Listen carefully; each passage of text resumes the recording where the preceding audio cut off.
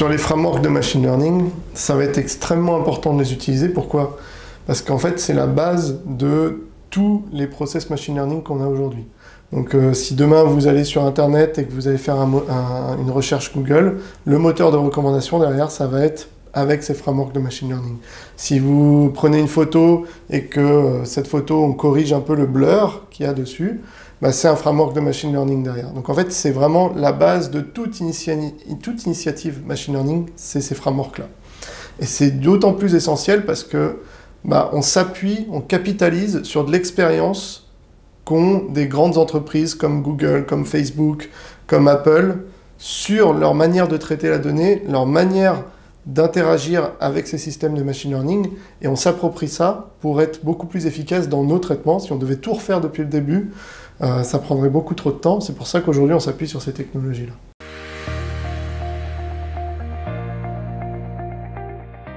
Concernant justement ces frameworks de machine learning, aujourd'hui on va en avoir beaucoup parce que bah, ça a été commencé à être développé autour des années même 2010, et aujourd'hui on a de plus en plus de frameworks.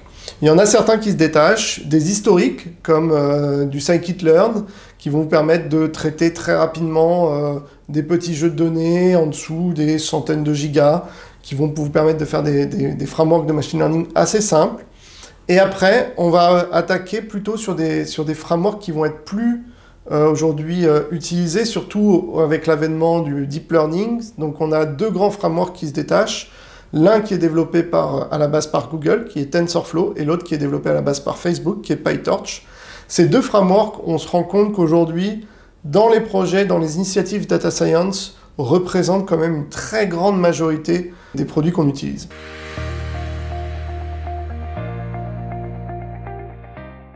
Je devais retenir trois frameworks de machine learning sur ce TechWaves. Le premier, ça serait XGBoost.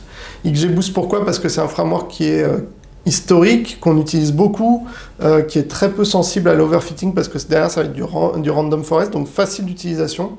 Et du coup, c'est vrai que c'est un bon framework. L'autre, ça va être TensorFlow, qui est un peu un framework que je suis depuis longtemps, qui est un framework de machine learning développé à la base par Google, qui est fait pour faire du deep learning. Et l'avantage d'un TensorFlow, c'est d'avoir cette compatibilité et ces extensions avec notamment TFX, qui va nous permettre de faire un peu de MLOps, et cette compatibilité avec énormément de devices. En dernier, on va avoir PyTorch. PyTorch qui est un framework aussi de machine learning qui est un peu sur la même veine que TensorFlow, donc on va être sur du deep learning.